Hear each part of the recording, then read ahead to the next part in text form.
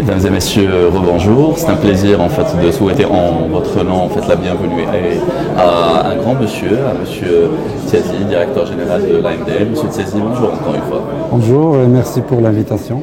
C'est un plaisir, merci à vous de l'avoir accepté. Alors, un bel environnement, nous sommes dans le deuxième jour de cette première édition du Congrès africain de la logistique et des transports, un congrès qui a l'honneur d'avoir obtenu le haut patronage de Sa Majesté le roi Mohammed VI, un grand leader qui croit grandement justement cette notion de partenariat interafricain et de partenariat sud-sud.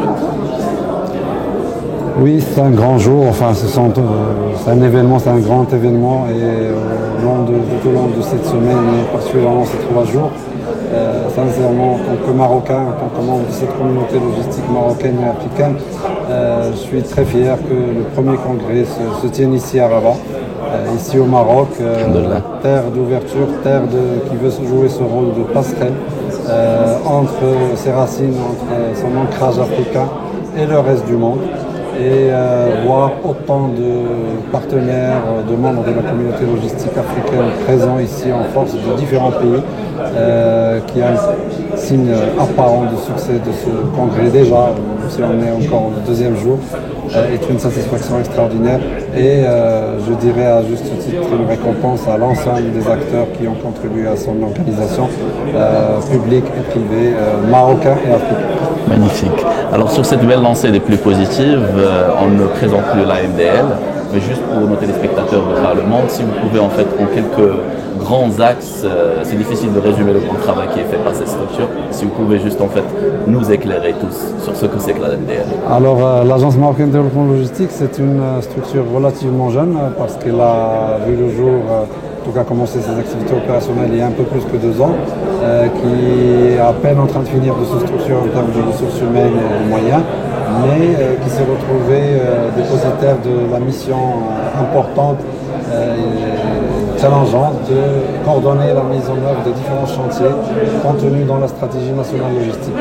Alors ces chantiers portent sur différents domaines, notamment le développement des eaux logistiques, et là l'agence a un rôle important en termes de planification, de définition des schémas régionaux de l'ensemble des emplacements et de trouver le terrain, le foncier qui va abriter ces zones-là, et également structurer les premiers projets et trouver les meilleurs moyens de les lancer à travers des partenariats avec des opérateurs publics, privés ou mixtes, en tout cas de manière pérenne et soutenable.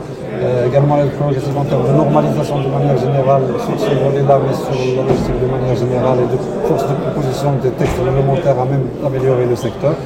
Nous sommes dépositaires de la mission de coordonner la mise en œuvre des plans d'action sectoriels de mise à niveau de la logistique qui ont été contractualisés, le plan d'action sur la période 2014-2020, contractualisé l'année dernière devant Sa Majesté le roi Aznat Samem, et qui porte sur différents domaines, notamment le développement de la logistique import-export, le développement de la logistique interne, la distribution interne au Maroc, ainsi que des plans d'action dans le domaine de la formation.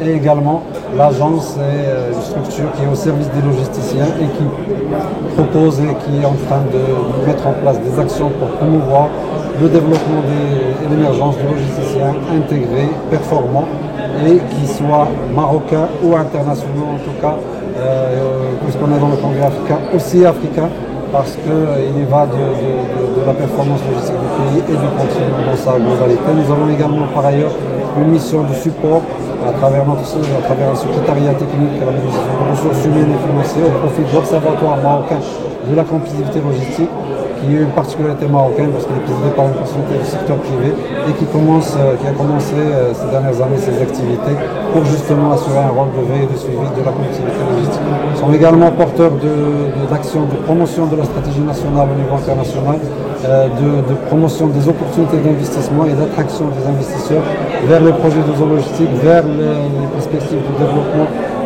des services logistiques et même de l'industrie qui peut entourer le secteur logistique et également de certaines actions assez spécifiques sur le développement de la logistique urbaine par exemple, en partenariat avec différents acteurs publics, privés et nationaux et locaux.